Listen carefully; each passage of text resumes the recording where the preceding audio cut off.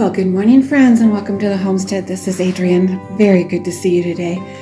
It is October 1st, Tuesday, October 1st. So it's the end of our growing season here in South Dakota, and we've been on a kind of a wild weather ride the last couple days. Again, today's Tuesday, October 1st. On Sunday, we had temperatures, our high was in the mid-90s. Yesterday, we didn't even reach 60 degrees, and it was windy, and boy, did it have the feel of fall in the air. And last night, our low was 34.5. So I'm curious to see what's going on in my garden this morning. I have been harvesting lots of tomatoes, lots of zucchini, 0 cucumbers. We'll talk about that in a minute. But let's see how the garden is looking after a low of 34.5. So we are in growing zone 5 here, and again, it's the end of our growing season, and our days are definitely numbered. Now, there are no freezing lows in the 10-day forecast as of this morning, but as you know, that can change overnight. So every day that we have with this garden is a gift from here on out. So yeah, I have lots of tomatoes. I've been putting them in the freezer, and I'll do what Krista from Almost a Green Acre did with the blushing tomatoes and harvest and let them ripen in the house. I am enjoying some onions. I took out this batch of green beans that was here. They got a rust or a blight or something and didn't look so good, so I pulled them out, let the deer enjoy them. I've got red peppers that I will turn into paprika, and there's the cucumber plant. So this is the plant that I did the first yeast fertilizer experiment on with Krista from Almost a Green Acre and Angel's podcast. And you can see I still have babies all over this plant. However, you can see them, they're not maturing. So I don't know. What do you think, Krista and Angel? Do you think I over-fertilized it? Do you think it's just the cooler temps? I don't know. Obviously the 34.5 last night didn't bother it too bad.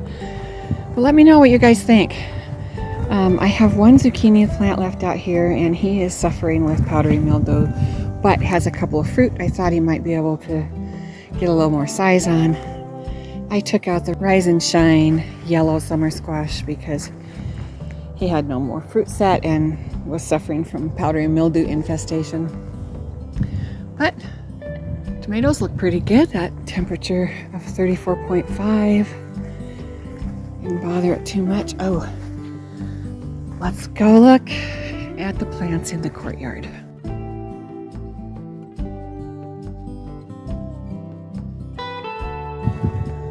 Oh yeah, I can see from here. Okay. Well, overall, it looks pretty good. Now, sweet potato vines are ultra sensitive to temperature, and yep, the 34.5 low last night did not agree with the sweet potato plants. All 3 of them. But that's really it for distress out here. Everything's still looking pretty good. Yeah, the beans look all right. The cabbage will really like this cooler temperature. I don't know that I'll get any cabbage because we just don't have that much growing season left, but it's still kind of fun. I've been harvesting zucchini off this plant. Arnold has been producing. Got several zucchini off of him. This is what a zucchini looks like that didn't pollinate correctly. And you can see it's kind of shriveling up and it's just not growing. And it won't do anything but sit there and rot on the vine. And that's just because the flower did not get properly pollinated. And poor Danny. You know, he missed out on the first few applications of yeast fertilizer, so he was a little behind. Then he caught up and was looking beautiful. And then I gave him a little more space, but I put him a little too close to the courtyard fence, and the deer mowed him down. So, but he's still trying. He's got a few flowers he's sending out there, and I see some baby fruit. So if our lows don't get too low, I will still be harvesting zucchini. And now I have something else to show you.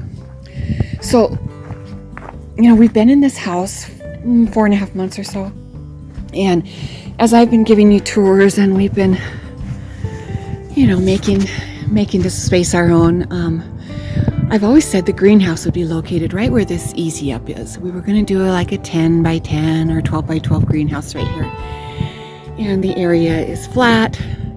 We moved the large shed that was back here, and it looked like the ideal spot. But as we sat here in this little seating area in the courtyard and enjoyed this beautiful view, and my husband's able to use this area here as, kind of like an outside wood shop. And we like setting tables up here and doing little projects in this flat area. And mostly the view is just very relaxing. And we thought, if we put the greenhouse here, we're going to lose that. So we changed our mind, and the greenhouse is now located right there. So we attached it to the end of this larger shed. We got a used door from Restore. It was pre-hung, and it's very wide and very heavy duty, and oh my goodness, it seals up beautifully. All of my greenhouses in the past have been from kits, and I don't know what the style of them was called, but they have the arched ribs, and so the walls are sloping, and you don't have a lot of headspace. You can't really hang hanging baskets and that sort of thing. And I don't heat my greenhouses year round, but I do like to heat them for a couple months in the early spring. So, the size was okay. I was able to work with it, and I was able to heat it. But look at this, guys. I have a stick-built greenhouse in the works. And look at the view from this angle. That's of the ravine on the backside of our house. This is where we thought we were going to put the greenhouse. This will be the view from the workbench inside my greenhouse. And this is the adjoining wall with the existing shed. I'm going to put raised beds back here. A window for ventilation. And I have lots of headroom and space up here where I can do hanging baskets. There's no sloping walls. I absolutely love it. What do you guys think? This is a 10 by 12.